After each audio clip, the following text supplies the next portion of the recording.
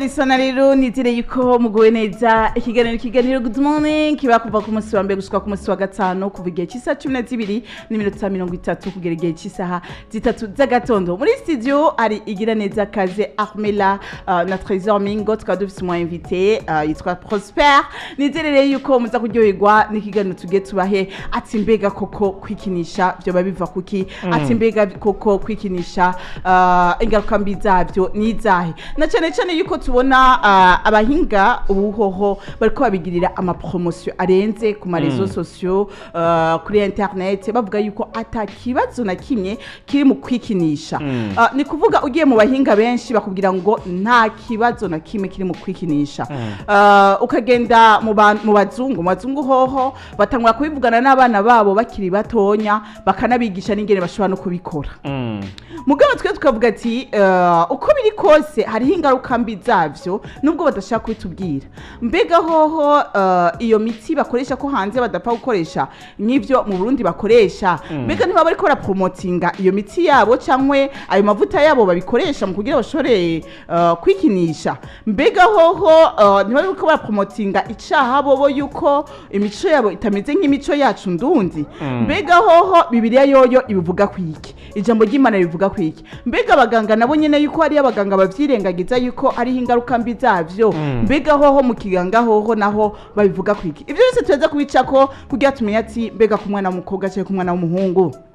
cyangwa se ko wubatse kuko ariyo nabubatse nabo nyene bikinisha mbega ko se ko wubatse hoho naho ingaruka mbi niyahe reka rero cyo tuza tubanza guha ikaze ubugira kandi Prosper kera Prosper igihe duheruka twashyize ku intaye y'umuntu yikinishije gushika ku myaka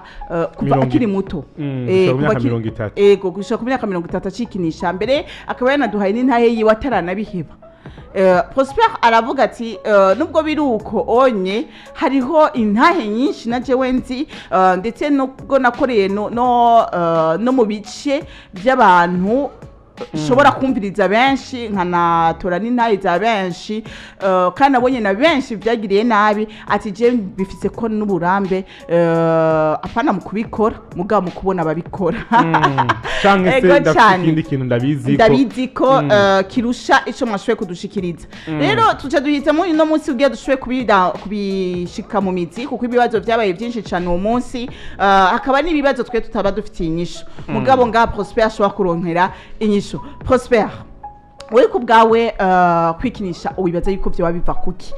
iyo ubonye umuntu atanguye atireka ntangure kwikinisha mbega bibaza yuko byo babiva kuki bwa mbere egera mikro ndabaramukije abantu bose bariko barakurikirana iki kiganiro plus spécialement ndaramutse umuntu bita Rahabu umenga yaciye ahiba gutelefona hama bon mu bijanye no kwikinisha ndavuga canke se kwikorakora bo reka tubitangurire tubivuge mu migwi nobishira mu migwi itatu kuko hariho donc kwikorakora canke se kwikinisha mu Gifaransa bita masturbation ugasanga swat byambere biravana n'uburere umuntu yaronse akiri muto ingene yarezwe ikindi cya kabiri bikavana n'abagenzi babi yahuye nabo yabo yagendanye ikindi cya gatatu turaza kurabira hamwe bivana donc navuze uburere icyakabiri navuze bivana abagenzi babi ikindi nacyo n'ukuntu umwana yagiye araregwa n'abantu batandukanye sibyo nk'aba bantu usanga bafise abantu b'abakozi yego none Prosper uvuze ngo biravana n'ukuntu umwana yarezwe kuva mu ntango cyangwa se n'ukuntu umwana yagira aregwa bitandukanye umva umenga ni ibintu bibiri shaka gusa niko tobidutandukaniriza ibyo bibiri ntibisa mvuze ati ukuntu umwana yagiye arakura mu muryango sibyo ni ukuvuga ngo hari ukuntu umwana wenyene ashobora gukurira mu muryango akaba maltraité agakura mu buto bwiwe aba maltraité ihahamuka agakura ba mu maltraité kandi ari mu muryango wa papa na mama akisanga ba mu maltraité papa na mama kuma maltraité haciye hose ukamenga wewe ni gitabwa muri icyo gihe rero aza kwisanga umenga nta muntu numwe ashobora kwafronta si sexe different ntashobora kwafronta umuntu w'umukobwa ngo bayage wamutinyuke no kuvuga byama muri wafise une sorte de timidité umenga muri we sinzi ukuntu babivuga ndiko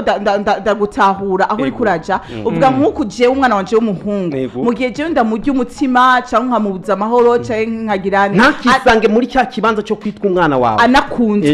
anakunzwe ati arashobora kudevelopa cyangwa karema muri we ako ka esprit cyangwa ivyo vyiyumviye ko kwikunda kwimenya ati nije ntegerezwa kwisatisfaire urumva yavuze ko bishura gushika ugasanga bivaye n'ukuntu abavyeyi bareza abana batigeze babiyegereza nk'abavyeyi bagire ibintu bimwe na bimwe babaganiriza canke se bagire n'izindi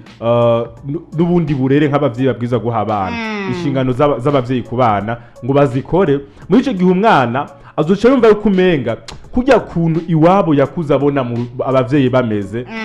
ntabwo vyotuma yegera uwundi muntu bari sex different bashoboye kuba bashobore gukominika hagati yawe atenda ko ico kibazo cyose azohura bigasaba yuko yokwegera ujya muntu azokirangiriza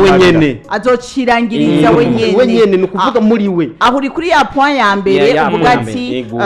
bivana n'umwana abana kuntu abavyeyi kuntu bamureze ingene yakuze hama Trezor yavuze ati je rero sinatahuye itandukaniro hagati y'ingene umwana ingene yakuze n'ingene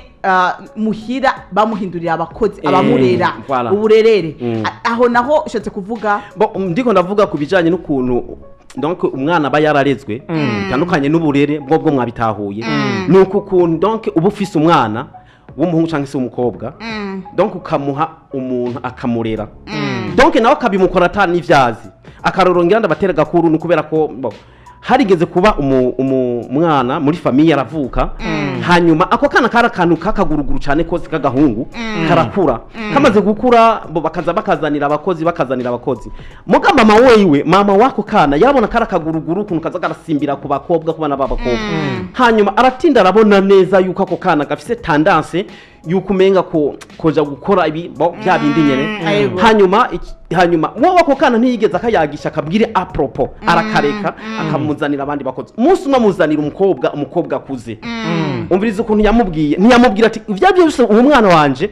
arafise tugeso tumeze gutya na gutya wowe yamubwiye ngo uyu mwana uzomurinde ikintu kimwe gusa uzomurinde ikibiriti sivyo ati mugabe ibindi byose arabirekuriwe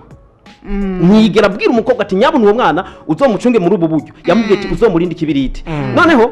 baragumaho umwana donc barisangana yisanga muri kwa kundi nyene umwana aramurera umunsi umwe